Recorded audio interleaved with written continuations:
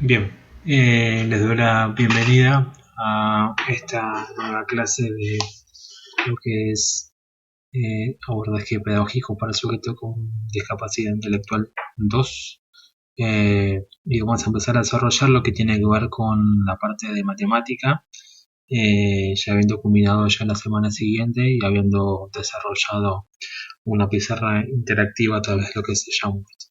Así que bueno, vamos a tener como dos textos fuertes, uno de Norelli, ¿sí?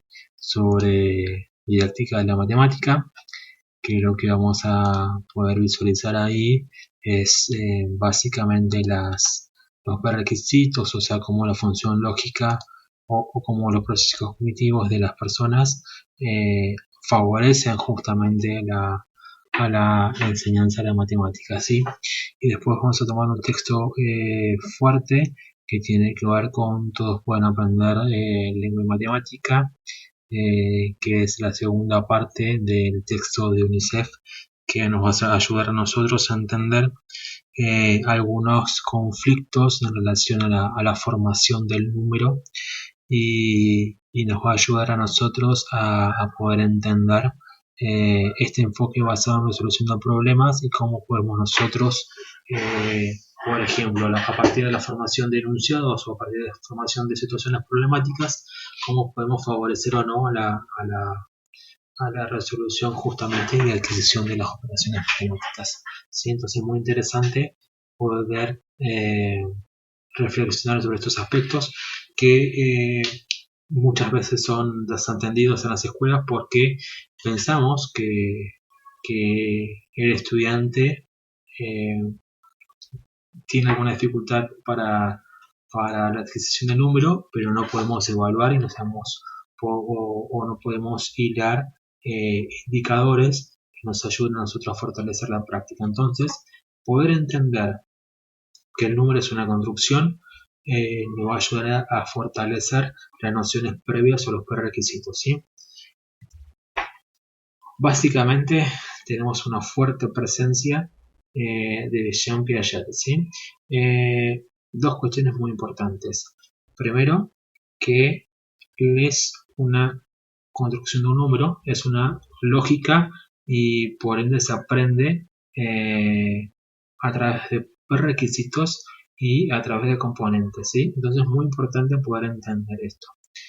En líneas generales, la teoría de Piaget habla de tres momentos que tienen que ver con el esquema, con la asimilación y la acomodación. Nosotros pudimos reflexionar y poder entender cómo es el desarrollo del sensor motor y cómo la conformación, por ejemplo, del ejercicio funcional de los reflejos empiezan a consolidar los primeros esquemas, ¿sí?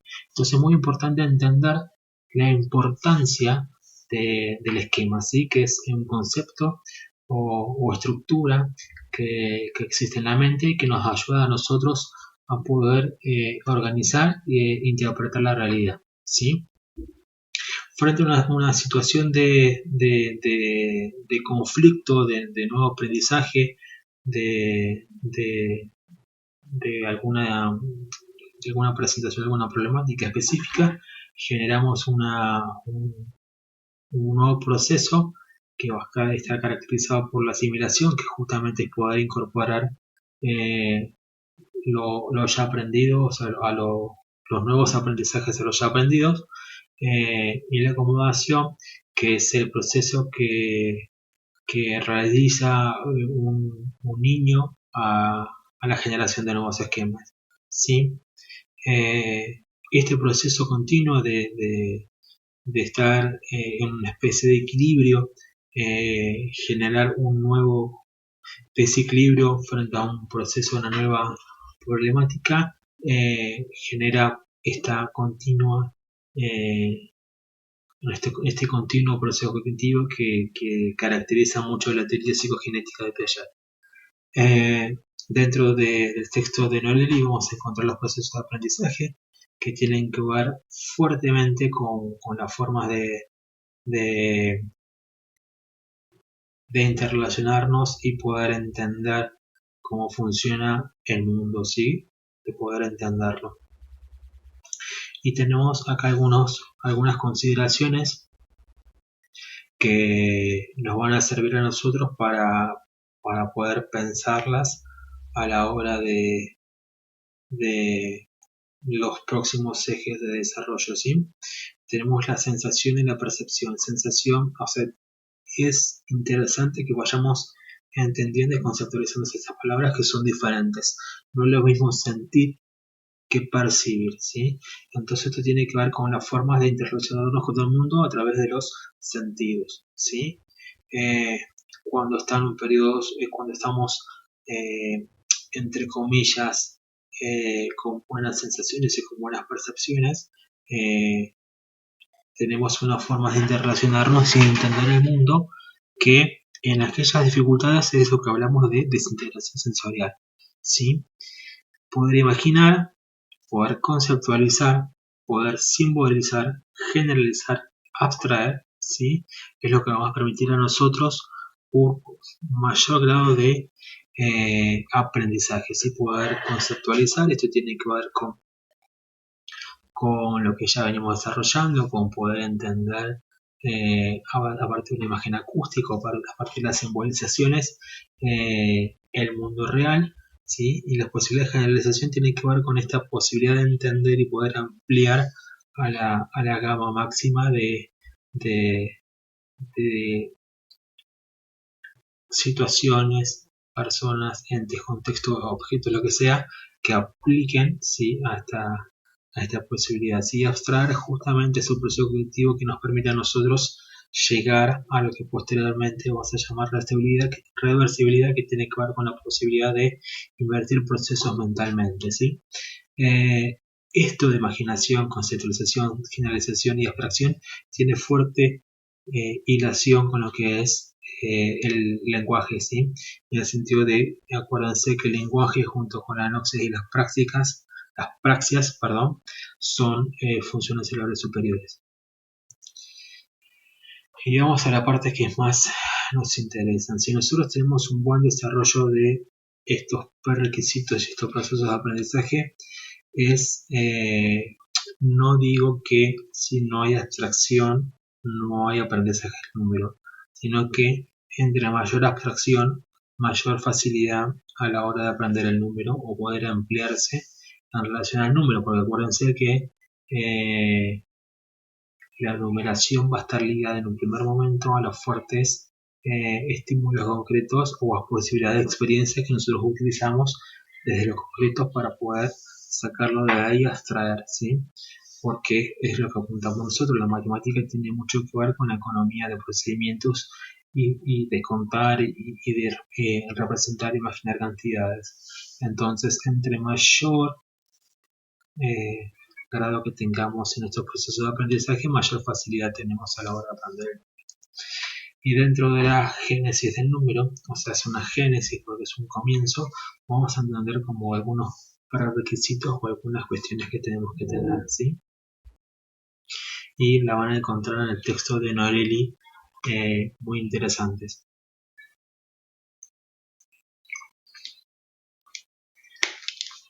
El primero de ellos tiene que ver con la conservación de la cantidad, ¿sí? ¿Por qué es importante todo esto? Tenemos que entender cómo funciona el número y cómo está estructurado el número, que son grupos de objetos que están representados y que justamente representan cantidades, ¿sí? Entonces, para poder entender, vamos a poder desarrollar esta génesis de números, perdón. Conservación de cantidad, y vamos a encontrar dos, discontinuas o continuas. Las discontinuas son aquellas unidades que son de más fácil percepción, que son las que se pueden contar o las que están fraccionadas. Esto nos permite a nosotros jugar justamente con la numeración, ¿sí? Y están ligadas a lo perceptual, pero es mucho más fácil poder reconocerlas. O sea, y es que encontramos muchas experiencias de cuando tenemos la famosa masa, le hacemos un pedacito y la partimos en partes o la juntamos todo junto.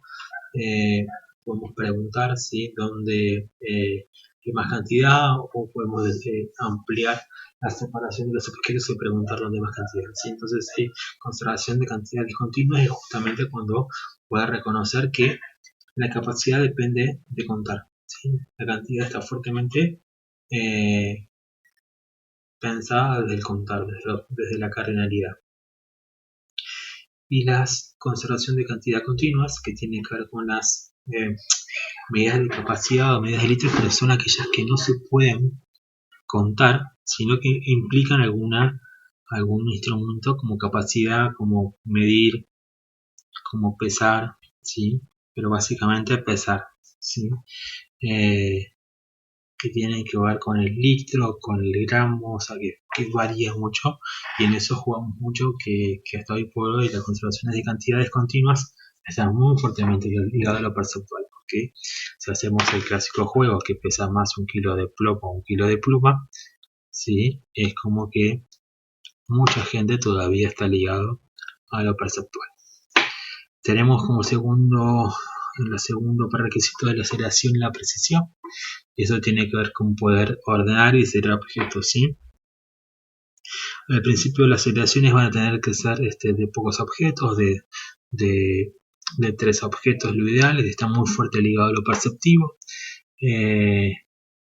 Generalmente lo hacen por comparación, ¿sí? Y siempre el ejercicio es poder seriar objetos con algún criterio, o sea, de mayor o menor, por colores, o sea, hay como diferentes formas de poder ayudar a que el estudiante pueda aprender a seriar, ¿sí? Eso tiene que ver con la orden secuencial o con la ordinalidad del número, ¿sí? Entonces es muy interesante que nosotros podamos establecer este tipo de experiencias que están fuertemente presentes en el nivel inicial de la educación formal, ¿sí? 3 a 5, de 3 objetos, de 5 objetos, de 7 objetos o más, o sea, a medida que vamos agregando mayor cantidad de objetos, le vamos a fortalecer y le vamos a dar como mayor trabajo cognitivo al estudiante para poder hacer precisión y poder establecer pautas, ¿sí? Que no tengan que ver con la comparación empírica, o sea, con medir objetos y establecer cuál es más grande, cuál es más chico, sino que puedan establecer un criterio lógico, ¿sí? Las correspondencias vamos a encontrar dos, que son la espontánea y la provocada. Corresponder a objetos, ¿sí? La espontánea tiene que ver con aquellas correspondencias que están fuertemente ligadas a lo práctico, que tienen que ver con experiencia de los niños, que es más intuitiva, que es justamente espontánea. Y eso tiene que ver con una relación unívoca de un objeto, o sea, de una correspondencia uno a uno. Siempre hay muchos ejemplos como la mano y el guante, la media y el pie, la zapatilla y la media, relaciones unívocas que no hay formas de interpretar de diferentes maneras, ¿sí? En cambio tenemos las provocadas son las correspondencias que establecemos o que estimulamos desde la escuela y que hacen después a la formación de operaciones matemáticas como la división, ¿sí? Pero tiene que ver con poder repartir, ¿sí? La provocada son repartir cantidades en diferentes objetos o diferentes agrupamientos, ¿sí? Flores en un florero, la pizza entre 2 personas, o sea, en situaciones que tengan que ver con poder brindar experiencias de repartir, de corresponder, ¿sí? Los cuantificadores que tenemos de uso común, más, menos, mucho, poco, que son de la vida cotidiana, que están ligados fuertemente a lo perceptivo, ¿sí? Y la clasificación, que tiene que ver con esta forma de poder clasificar, de poder organizar, ¿sí? Objetos, ¿sí? Y esto es muy fuerte y muy característico de edades tempranas, ¿sí? Al principio no hay criterio de clasificación, después tenemos criterios fijos y cambiantes, o sea, estos Las clásicas experiencias de Piaget o las experiencias más gráficas tienen que ver con poder agrupar objetos y poder poner autos uno al lado del otro y después al principio son rojos y después son azules y después son grises y después son chicos y después son grandes. O sea, cómo va cambiando este criterio de organización o de clasificación de los objetos, ¿sí? Y el último tiene que ver con la clasificación de clase, que es lo que nos favorece a nosotros el lenguaje y es que poder clasificar cosas en base a dos criterios, que es el de exclusión y el de inclusión, ¿sí? O sea, si yo a ustedes les digo manzana o le digo pera o le digo árbol, ustedes van a tener un imaginario de una determinada cantidad de características sobre ese objeto. Si les pido que les doy algún ejemplo, por ejemplo, volvamos al de manzana. Si yo le digo que la manzana es naranja, o les presento un objeto que es de color naranja, ustedes van a decirle que no es una manzana y eso tiene que ver porque no hay criterios de exclusión, o sea, el color, por ejemplo, de manzana no se correspondería. Entonces, por criterio de exclusión, queda fuera de esa categoría o fuera de esta clase. En cambio, si fuera roja y fuera redonda, reúne dos características y ahí sí sería una manzana porque guarda cualidades que serían de inclusión, ¿sí?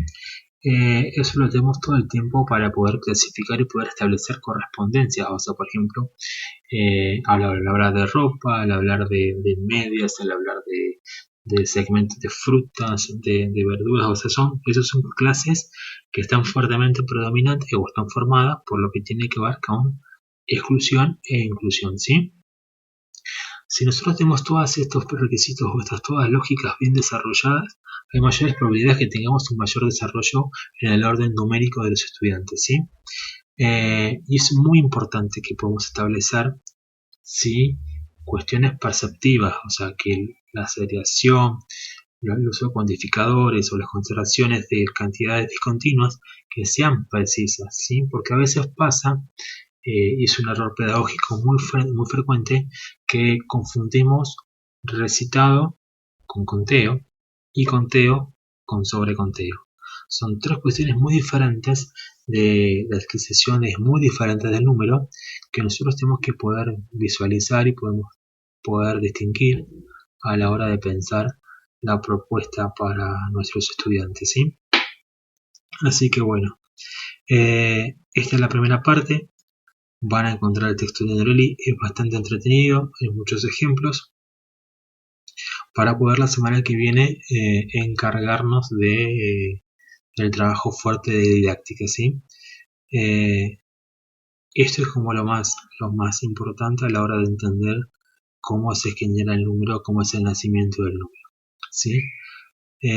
Muy importante que aprendan que hay requisitos, que el número no es una construcción social de por sí, que hay procesos cognitivos inherentes, que hay lógicas de pensamiento inherentes y que dependiendo muchas veces como estén, nos va a permitir a nosotros ampliar el campo numérico o no, ¿sí? Dar la funcionalidad del campo numérico, no que el alumno memorísticamente sepa hasta el 50, pero no pueda establecer una correspondencia con la cantidad, o que no pueda, por ejemplo, hacer un sobreconteo o un conteo de objetos, ¿sí? Entonces es muy importante a veces centrarnos más en la potencialidad del número como funcionalidad, más que en el aprendizaje mecánico.